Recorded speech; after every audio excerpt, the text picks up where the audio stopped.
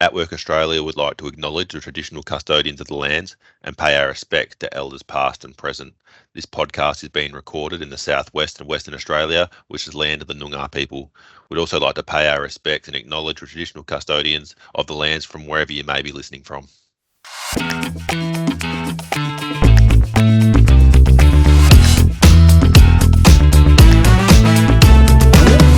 Hello and welcome everyone to another episode of Candid Conversations with Shaun. In this episode, we speak with one of atWork Australia's amazing clients, Guy. He came to atWork Australia after experiencing a workplace injury, which kept him out of the workforce for nearly 12 months. Guy has a long history in the workforce in the health and safety industry, and with the support and motivation of the atWork Australia team, he was able to return to the field that he loves. It's very obvious from a conversation with Guy that he's very passionate about supporting people and making a safe work environment to ensure that everyone can go home in a safe way. So please tune in. I hope you really enjoy this episode, and I hope you take something away from this conversation. So Guy, thank you so much for taking the time today to come in and have a chat with me about your employment journey and how atWork Australia has been able to support you recently to be able to return to work. My pleasure. And from what I understand and from our previous conversations, I understand you've had steady employment most of your life. Are you able to talk us through some of the jobs that you've done throughout your employment career? I won't go back too far, but I've really only had three big jobs in my life, and that is years ago I was with a company called Brett's Timber and Hardware, where I spent about 9.5 years there. Then I had a couple of little ones in between that before I was poached. Actually, I could tell you after that I worked for Bunnings. I was actually one of the first people to be employed by Bunnings in Queensland. Oh, interesting. Following that, I got poached by a company called Team Transport and Logistics, where I spent nearly 16 years with them. Yep. Before I left due to an indifference in what they thought was safety and what I thought was safety. And then I did some contract work for 12 months, and then I got this job that I have now with TFH Hire. Yeah, okay. And all these roles that you've just mentioned, have you been in a similar field? Have you always been in the health and safety space? No. I started off as a truck driver years ago. I've driven trucks for about 42 years. I was actually in a truck yesterday driving because we were down drivers at work, and I don't want to let the company miss out on work, so I jumped behind the wheel of a truck for the day. And what are you driving? Road trains? No. It's just a body truck. One of the boys who drives one of our body trucks decided not to come to work. So they asked me would I jump behind the wheel of it for the day, so I did. Yeah, okay, fair enough. And just out of pure interest, what are you carting in your trucks? Temporary fence hire. We cart all the blocks and frames, and what have you noticed while you're in Perth? We also have temporary fence hire in Perth as well. So you'll see our fences around the place. We do all the event setups for a lot of gigs around the place at the stadiums. So you'll see the TFH Hire banner on a lot of fencing and a lot of the crowd control barriers. Yeah, okay. And if you don't mind me asking, that there was some point throughout your working career that you suffered an injury that kept you out of the workplace for, I believe, about 12 months? Yep, I was actually doing the favour for my ex-wife. I didn't really want to take the job. The job that was promised to me was a safety job, but in the end, that role never happened. So I ended up working in a steel shed for them and lifting the steel, which was hurting my hands all the time. They didn't want to listen. Eventually, it hurt my hands where I actually couldn't do the job anymore. And what did it actually do to your hands? What injury did it cause? Did you have a professional diagnosis? Did you have to have surgery, or what was the results from that? Yeah, it ended up being carpal tunnel in both my hands, and I had problems with both my wrists. In the end, I had 2 operations on my left hand and 1 on my right hand. And then how long did that keep you out of the workforce? Kept me out of the workforce for 12 months because the second operation actually didn't work properly on my left hand, and I now suffer with both hands where I actually can't grip anything really, really tight. Yeah, okay. And how does that impact you every day in the workplace? It doesn't affect my role at all, what I do now. I sometimes get a little bit stupid and go out and think I'm 21 again and help the boys. And at the end of the day, my hands suffer. My whole body really suffers. I'm nearly 61 years old, not 21, but I think sometimes I can keep up with them, but in the end I can't. I guess you got to have realistic expectations of what your body can do these days. Oh, yeah, I sometimes get my capabilities mixed up with all the possibilities.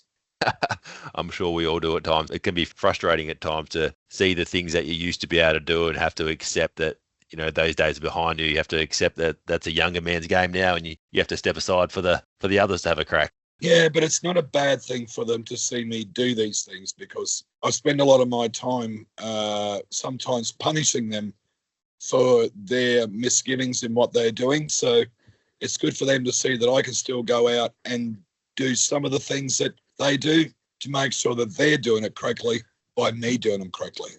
Yeah, of course. And before we talk too much about your current role and everything you're up to these days, can I ask what led you to come to atWork Australia to get support to find employment?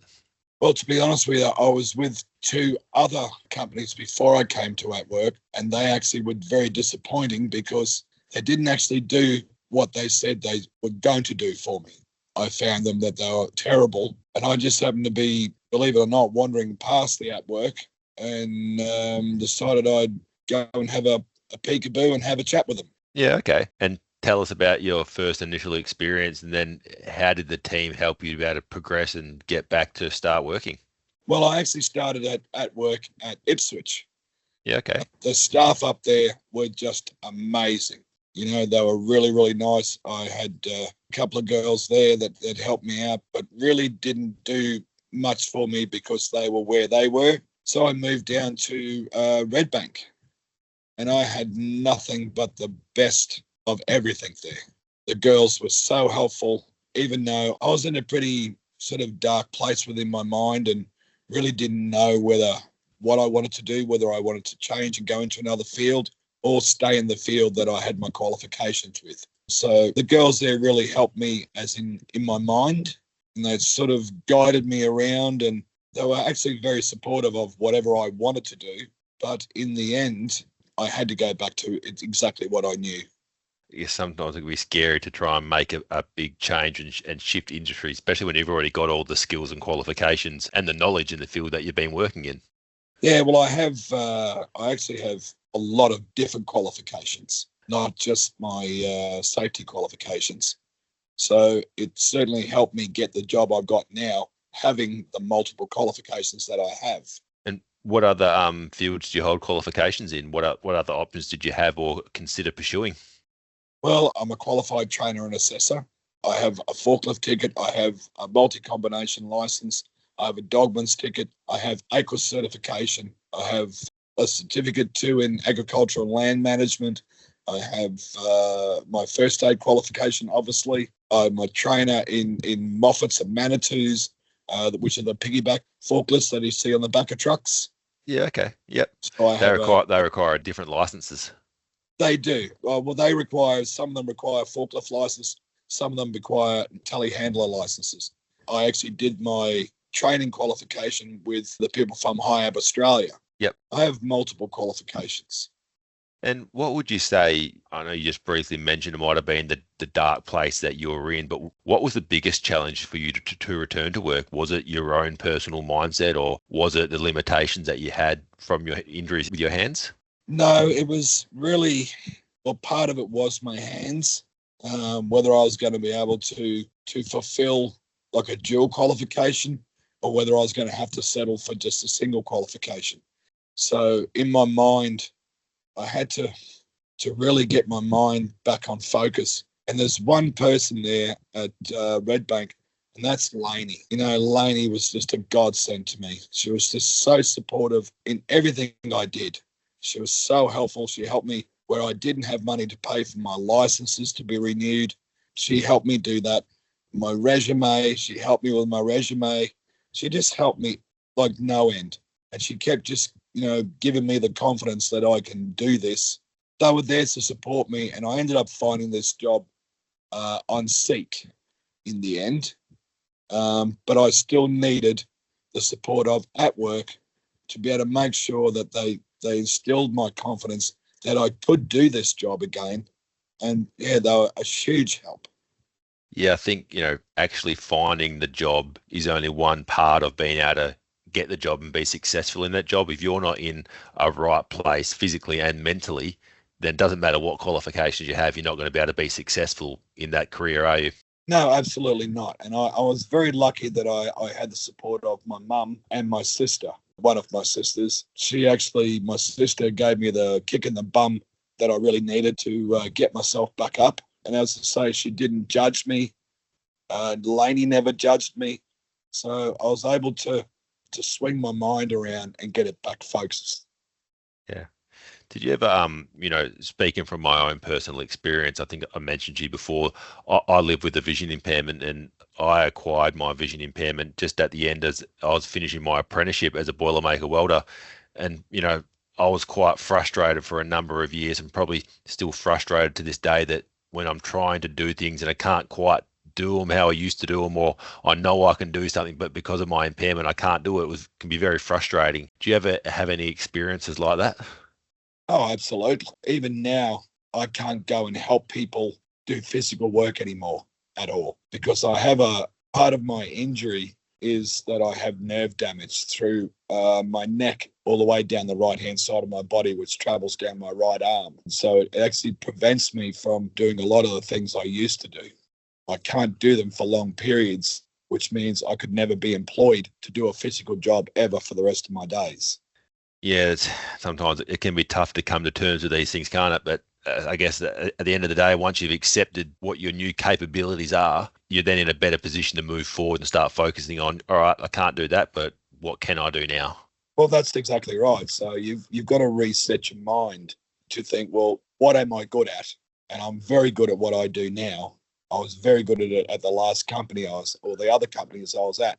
Otherwise, I wouldn't have got the other jobs that I had in between, because I worked at, one of my jobs was actually at JBS, which is the meatworks. Yep. So that was looking after 2,500 people, which consisted of people from 49 different nationalities with multiple different languages. I only speak English. So that was a bit of a challenge when I had that job. And how did you manage to build a connection with these people when you couldn't verbally communicate with these people? I actually had to retrain myself to overcome it. I was going to have to overcome my inability, not just, well, they can't speak English. I can. Everybody else around me can speak English, as in staff-wise, but as in worker-wise, I actually learned to do sign language with them, if you will. Yeah, Not like sign language that a deaf person would use. Yeah. Sign language to do with what they were doing, as in cutting up, like doing ribs and other tasks I were doing. You visually explain it by pointing out and explaining with your hands what needed to be done. Yeah. I'm very lucky that I'm extremely good with people. It really wasn't a challenge for me. Well, after a while, it wasn't a challenge. I certainly got on with them very well. But that was after as I say, that was a job I had to take because I couldn't use my hands anymore. Yeah. So after that, I worked at the detention centre, which is at a Pinkenbar on the other side of Brisbane. Okay. Which is obviously like a prison, but it's a detention centre. And what were you doing at the detention centre? Was that, again, health and safety? Health and safety, yeah. So there's the part of the contracts I took. So there was 6-month contracts where I get asked to come in and find out what problems they've got and redo them, like all their risk assessments. I actually did a 3-page audit on their complex, and I actually failed the complex. And the only reason my contract was terminated because I don't think appreciate getting a 2.5-page defect notice on their centre. Yeah, I imagine not. No, they weren't too happy about it. So they don't have to be happy with it. If the place isn't safe, it doesn't matter who's the occupant of the building or who's running the organisation. If it's not safe, it's not safe. Correct. And can I ask, where does your passion for health and safety come from? Well, my dad gave me one piece of advice a long while ago, and he said to me, son, you need to find a job where you're helping someone every day. And I've always been the type of person is no matter who you are or what you do, you can always help someone. And if you help one person, you're a winner. It goes back years ago when I used to referee rugby league and, of course, mentoring young kids from right up to adults. So teaching them how to referee football, which means some of these kids couldn't read or write. Yeah. But that doesn't change the fact that I'm not saying they can't referee a game of football, because some of them were very good at refereeing football. They just couldn't pass exams. And I thought back to it, I wasn't an A student myself when I was at school. I did all right, but I wasn't an A student. So, I just got to the stage where I shouldn't just knock people back just because they're not academically the same as me. I helped them no matter what. These people who may not be able to read and write, they might not have had the same opportunities that most of us had going through school, or the same upbringing where we were fortunate enough to be taught to read and write. So it could have been the system from a young age could have failed them. Yeah, it's exactly right. And I used to do all the inductions when I was a teen. And you come across, every different nationality that you come across, even at JBS with all the different nationalities there. So I always tell people, if you close your eyes, what colour am I? Now, you know yourself. Now, you're visually impaired. I don't know how far your impairment goes, but if you close your eyes, what colour am I? Everybody should be treated as human beings. And then I always tell them, I said, now put your hands over your ears. I said, just because they can't hear doesn't mean they can't function. You have to train yourself and put yourself above all that and still help them. And that's sort of how I've always been, no matter whether you're the broom sweeper or the CEO. At the end of the day, you're just people. I 100% agree with everything you just said, and that's a great way to be able to look at life. Yeah, it's probably why I'm so successful in my role, because I really just don't care who they are. I don't treat the owner of the company I work for now any less than when I treat the bloke who's out cleaning our toilets. In the field you're in, a life's a life. So it doesn't matter whose life you're protecting or whose workplace you're making more safer. It doesn't matter if it's the CEO or the person, like you say, who's cleaning the toilets. Everyone deserves to be able to leave work the same way they come without being injured or harmed. No, I always tell them that I need you to go home better than what you came to work, which means I've got to make sure I do everything in my power to make sure that happens. And that's a lot of training. It's a lot of long days. It's a lot of early mornings. I've now been with a company that used to have a pretty sad record when it came to safety, where our incident rate was just high. Now we've brought it down to, I've only just got the figures back actually, where we're down to almost zero incident rate in Queensland. And I've just found out that I've actually taken $107,000 off our premium for next year. Yeah, wow. What an achievement. So, yeah, it is a very big achievement. And I've also been rewarded with a pay rise for that. But not only is it an achievement for the company, it's a huge achievement for me, which means all the long hours and the hard work that I do has actually paid off. Yeah, definitely, 100%. Congratulations on that achievement. You should be very proud of the work you put in. I know sometimes within certain industries, safety reps can be looked at harshly because people always think they're trying to make things harder. But at the end of the day, you're trying to make everything safer and ensure everyone is safe at work.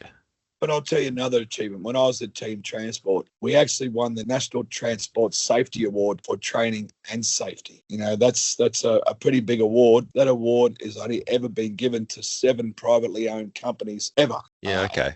And our company received it. We also won Junior Person of the Year. And that comes from the National Safety Council of Australia, that award. Yeah, okay. So, that's a pretty big achievement as well. And can I ask, to be able to create a workplace that, where you've pretty much eliminated all these incidents, how do you get the buy-in from the frontline people to make safety a priority? I actually don't bother with them. I actually just go out and I just lead it all myself.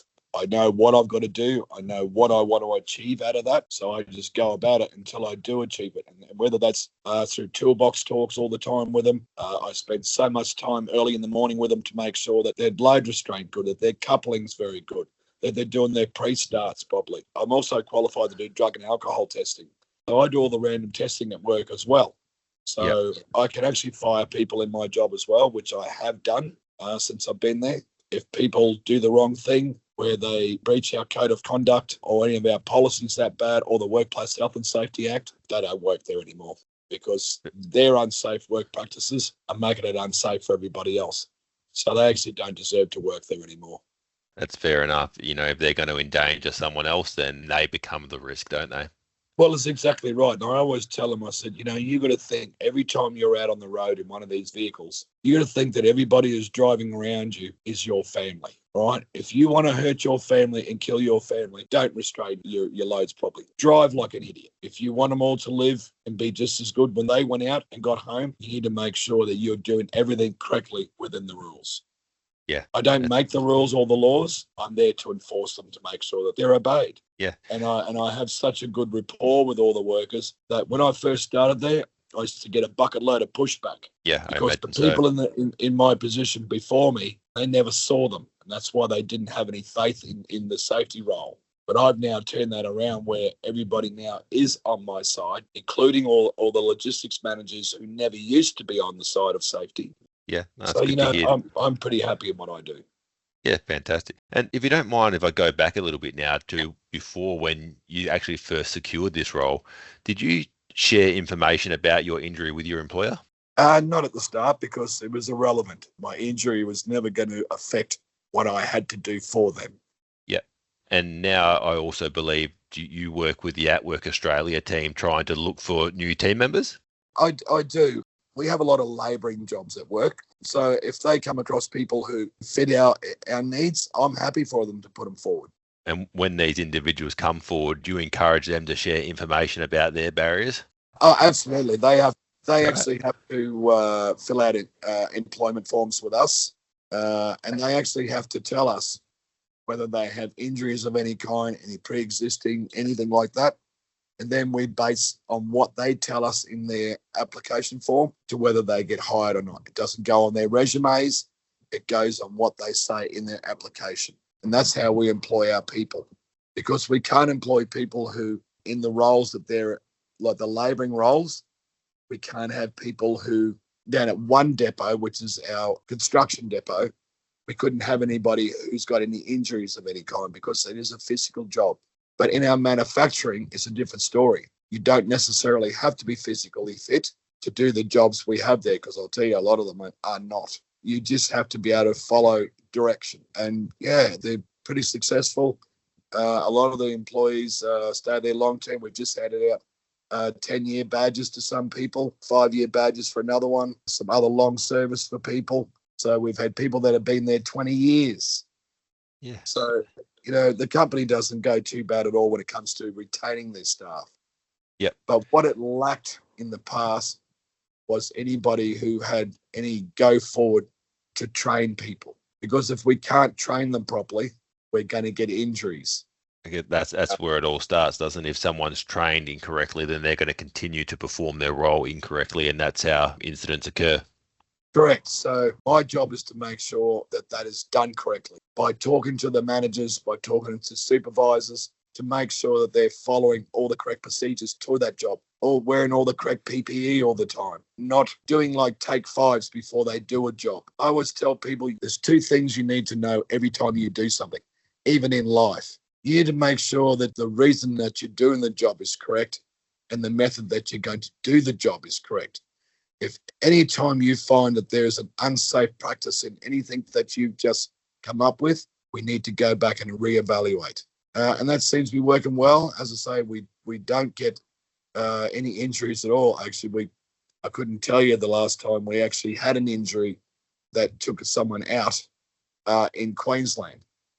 I look after New South Wales as well as WA as well as Northern Territory. WA don't cause me any problems. Northern Territory don't cause me any problems. I've not ever had an incident in 12 months in Northern Territory. I've only had 2 incidents in WA in 12 months. So, overall, they're pretty good. But before I started there, the incident rate was very high. Looks like you've put some good initiatives in place and you got things going in the right direction. So congratulations for everything you've achieved within your current role. Oh, well, I have. I've written multiple different procedures for the company. I've gone through all their policies for the whole company and had to readjust some. Yeah, there's a lot of things I've put in place, procedures I've developed and had to write. I do all the safe work method statements as well for the company.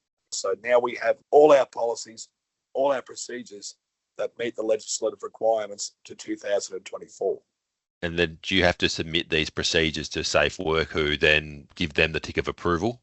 No, I just have to make sure that they meet all the standards. And Yep. I'll be honest with you, they don't actually question what I write.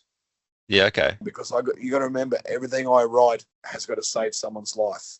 Yeah. So, and because I don't know any big words, I don't write them with any big words, because the demographic of people that are in the area where I actually work, their social thing is actually pretty low.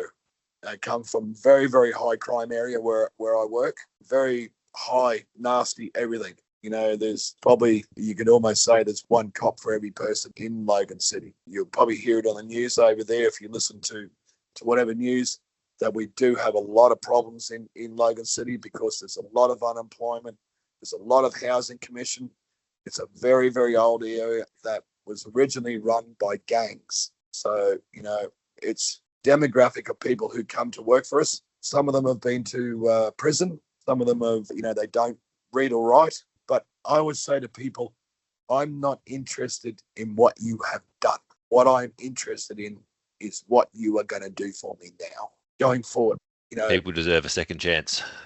Well, absolutely. And blokes, up front with me and say, listen, I've been to jail and everything else. I said, I really don't care. It's got nothing to do with me, what you've done in your life beforehand.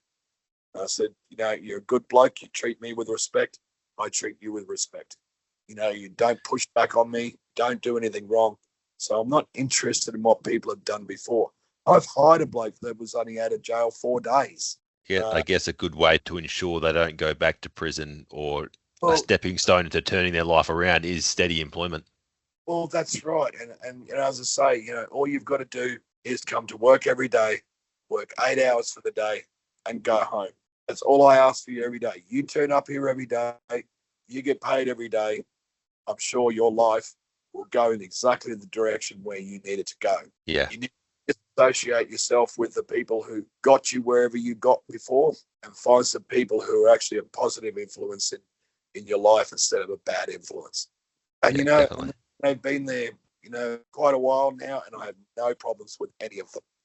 Yep. So, no, the job's very, very successful for me. As I say, I work very hard at it, and I have the respect of every worker that works there. And what would your advice be to maybe someone else who might be trying to overcome their own type of injury or barriers to employment, if they might be considering getting into the health and safety game? Would you recommend it as a great career move? Absolutely. Biggest thing they've got to be, and I've actually been asked by Education Queensland to come and talk at one of their workshops to make sure people, the biggest problem with kids these days, they all want to be CEOs. They don't want to start at the bottom and work their way up. To be in the field that I'm in, you've got to have a passion for people. You've got to truly want to make a difference to wherever you're going to work.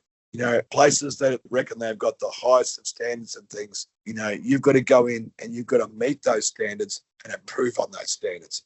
And the only way you can do that is to be a people person. You've got to be a gibber like me. You've got to go and find out about the people. You've got to go and be empathetic to what they're about. You've just got to make people strive to be better. I always tell people, I want everybody to be better than me. Qualifications that are better than mine. You need to be able to connect with people on a personal level as well. When the workplace is only one aspect of a person's life, you need to understand what's going on outside of work, because that a lot of the time that could definitely influence their behavior and how they perform at work as well. Absolutely. And even when we have incidents at work, the biggest thing we got to do is find out what the root cause of that incident is. And I'll tell you that 90% of why things happen are normally outside influences from work. People are struggling with money at the moment, the cost of living, their rent, their power, their cars, their fuel, even supplying food on the table for them. The hardest thing they face at the moment, not their jobs, it's those outside influences that affect the way they are at work. So when I see someone, I've been doing a lot of stuff online at the moment to do with mental health. So I can better understand what some of these people are going through to try and give them some kind of help, if you will. I'm not a counsellor, I'm not anything like that, but I'm an empathetic ear. So sometimes you don't have to be a professional counsellor. You just have to be willing to listen to the Well, challenges that's they're exactly facing. right. If we can And find out what their problem is, we could probably help them. Like in yeah, Sydney, we had one of our blokes who was on work cover. Okay, as you know, after 12 weeks, your wages go down to 80% of what you've been earning. So sometimes, especially in Sydney with a higher cost of living down there, what they earn is 80%, sometimes doesn't even cover their rent. yeah, right. Makes it So, tough. so we've got to, what I've got to with one of the young ladies down there, and I've got her to go and find all the help organisations around. So we're actually able to find, because he couldn't afford his rent anymore, so who's going to be homeless? So we actually found him emergency long-term accommodation. We also got him food parcels. We also got him help with his power and electricity because he didn't have the money, and we got him through like that. So Yeah. there's a lot of ways we can do things if we find out what the problem is. And I guess when a person's going through these challenging times as well, they probably don't have the resources or the energy to go out and look for this additional support themselves. So being able to have that direct connection to them from their employer can make a significant difference. Absolutely, absolutely. And that's what I've always found is, as I say, one, I'm a good talker to people. I've always been very good at motivating people, not so much motivating myself sometimes. I normally sometimes don't worry about myself and I worry about other people more. You know, that sometimes people often say when you're trying to figure out what to do for things for yourself, you'd say, what would you advise a friend in a similar situation? And it's often quite different to what you do yourself. Well, that's exactly right. I said, I don't know what they're going through. I don't know what their home lives are like or anything else. All I can do is try and encourage them to reach out and let us know what's going on. If you want to go to suicide rates in our country at the moment they're saying is like 1 every 11 minutes.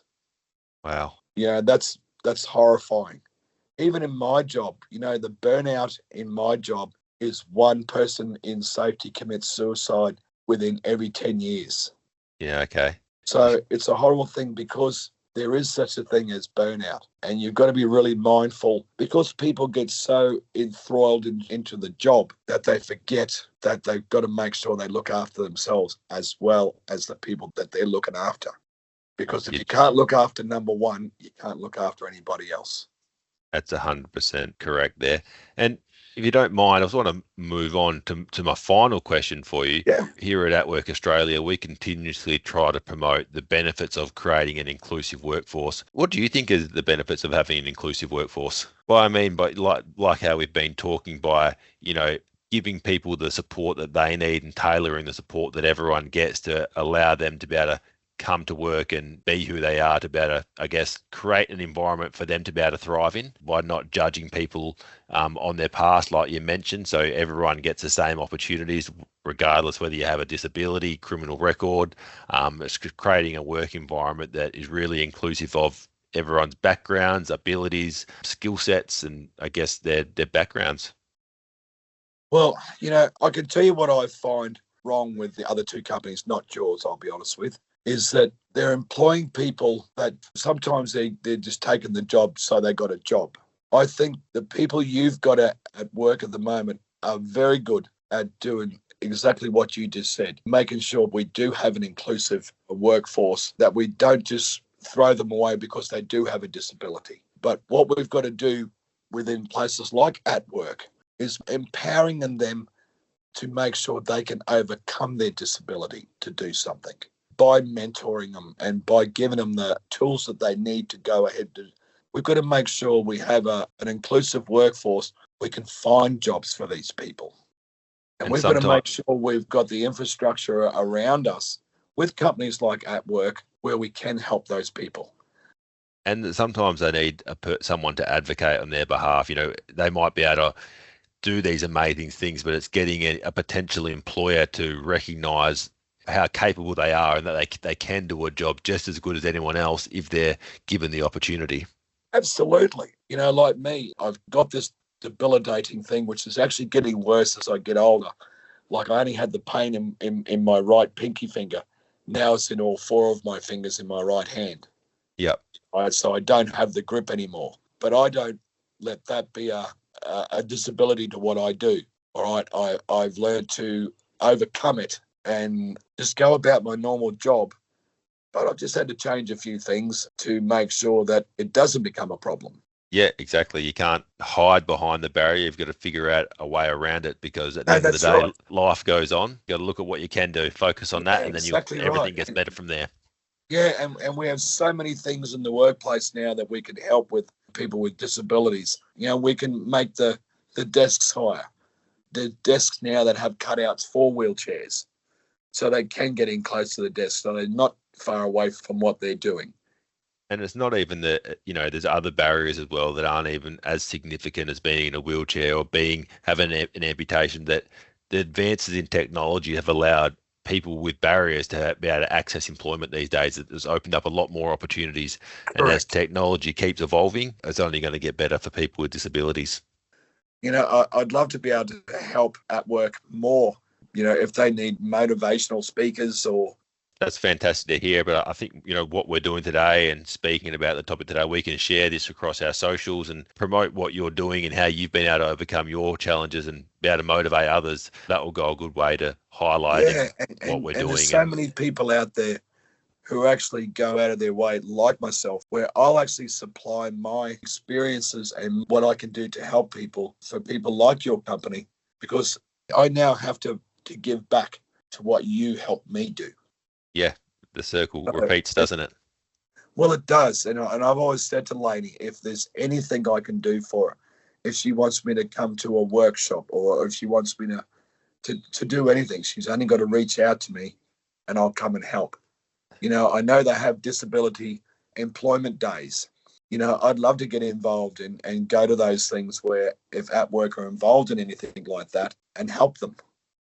The first thing that comes to mind is that we do have, when we invite a lot of our clients along, we invite all our employer partners along to have stalls. People can come in and talk to different people about different career paths and things like that. You'd be able to provide lots of great information to our Absolutely. clients on And it got how they could get involved in health and safety, or more specifically, the type of industry exactly you're right. in. So They can do so much in my field. They just have to choose the right path.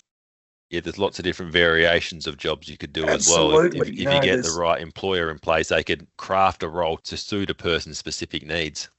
It's just about getting the opportunities and knowing the pathways to be able to get into these yeah. jobs, because So sometimes, you don't know what you don't know, and sometimes people need to see people who have done it, and then they can see themselves exactly doing it. the whole thing is about education, not ability to to be able to do something. It's about education. If a lot more people looked past what they see in front of them. Exactly.